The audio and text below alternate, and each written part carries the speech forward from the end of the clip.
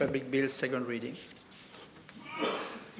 Madam Speaker, I move that the Employment Relations Amendment Bill number 19 of 2024 be read a second time. Madame la Présidente, j'ai l'honneur et le privilège de présenter le premier projet de loi de l'Alliance du changement après notre victoire historique aux dernières élections générales. La très grande majorité des électeurs et la population dans son ensemble a placé leur espoir en notre équipe et nous ferons de notre mieux pour être à la hauteur de leurs attentes.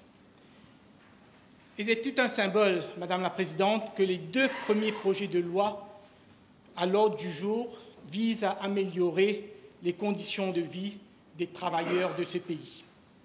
Tout un symbole, car tout d'abord, le Parti travailliste, Labour Party, comme ce nom l'indique, a pris naissance en 1936 précisément pour défendre la cause des travailleurs. Un combat repris par le mouvement militant mauricien, le MMM, qui a beaucoup œuvré pour la reconnaissance et le respect des droits des travailleurs, tout comme Résistance et Alternatives, qui a toujours milité comme syndicaliste pour le bien-être des travailleurs. Et aujourd'hui, nous sommes rejoints dans notre combat par les nouveaux démocrates. Madame la Présidente, le projet de loi devant la Chambre aujourd'hui consiste à amender the Employment Relations Act afin de donner au ministre du Travail le pouvoir de réglementer le paiement de salaires additionnels suite à l'introduction ou à la révision du salaire minimum. Le ministre pourra dès lors, à travers des regulations, rendre obligatoire le paiement d'un salaire additionnel pour rétablir la relativité salariale dans le secteur privé. À chaque fois qu'on fixe un nouveau salaire minimum, il faut aussi ajuster les salaires des autres employés pour maintenir la relativité salariale, notamment pour prendre en considération le temps de service des employés existants et leur grade. Sous les lois existantes, il y a deux façons de procéder pour l'ajustement des salaires suite à l'introduction du salaire minimum. Dans le premier cas, le National Wage Consultative Council peut faire des recommandations au ministre du Travail. C'est l'une de ses fonctions prévues expressément à l'article 5B5 et 5B6 du National Wage Consultative Council Act de 2016. Dans le deuxième cas, le ministre peut, sous l'article 93 de l'Employment Relations Act, demander au National Remuneration Board de lui recommander une nouvelle grille salariale. Suite à l'introduction du salaire minimum en janvier 2018, le ministre avait demandé au National Remuneration Board de lui proposer des ajustements au salaire des employés du secteur privé et suite aux recommandations du NRB, en 2022, 17 Remuneration Regulations ont été amendées. Cependant, lorsqu'en janvier 2024, le salaire minimum passe à 16 500 roupies, le gouvernement sortant choisit de faire fi aux dispositions de la loi et adopter une toute autre procédure.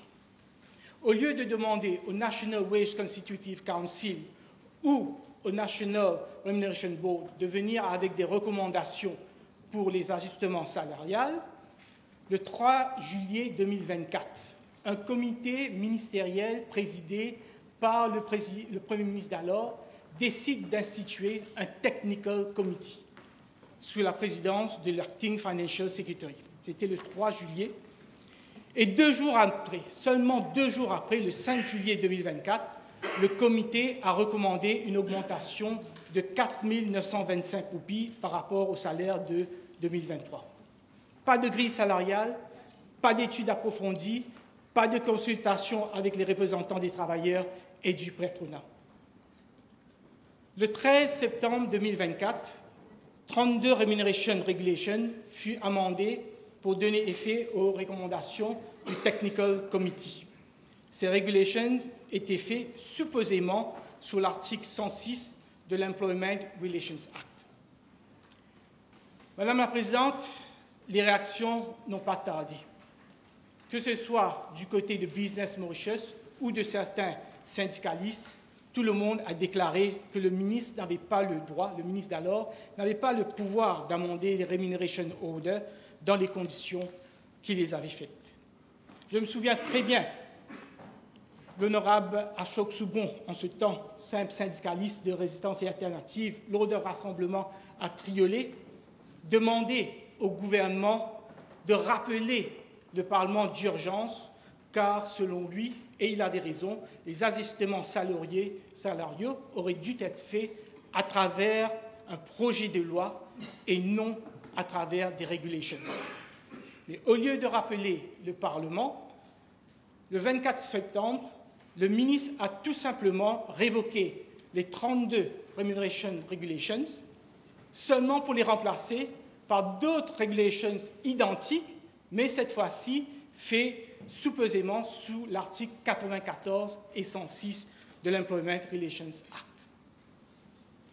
Madame la Présidente, ce qui devrait arriver arriva, et le 9 octobre, quelques jours plus tard, Business Mauritius entra une action en Cour suprême pour contester la légalité des 32 règlements.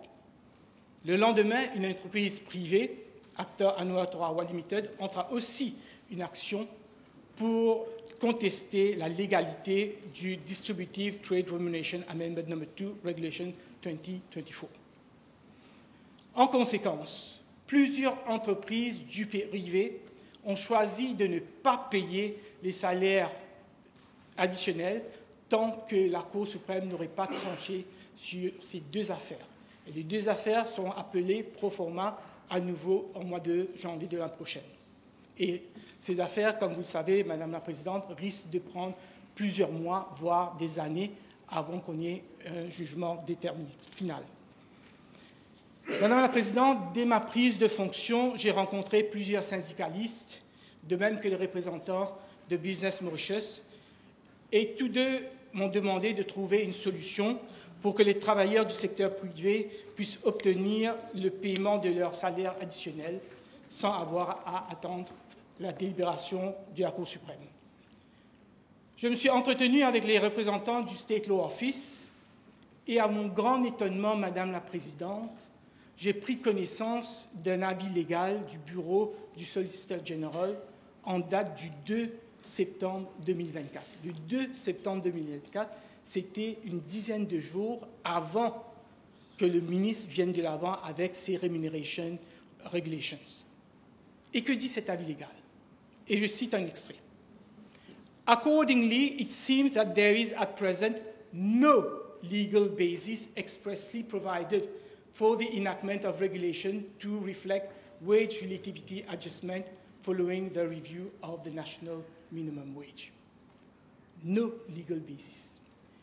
Additionally, it also appears that there is no legal basis for regulation to be made in respect of employees who are not governed by any remuneration regulation, nor for the making of regulation to provide for national minimum wages for jobs warranting the possession of a diploma or degree as entry requirements.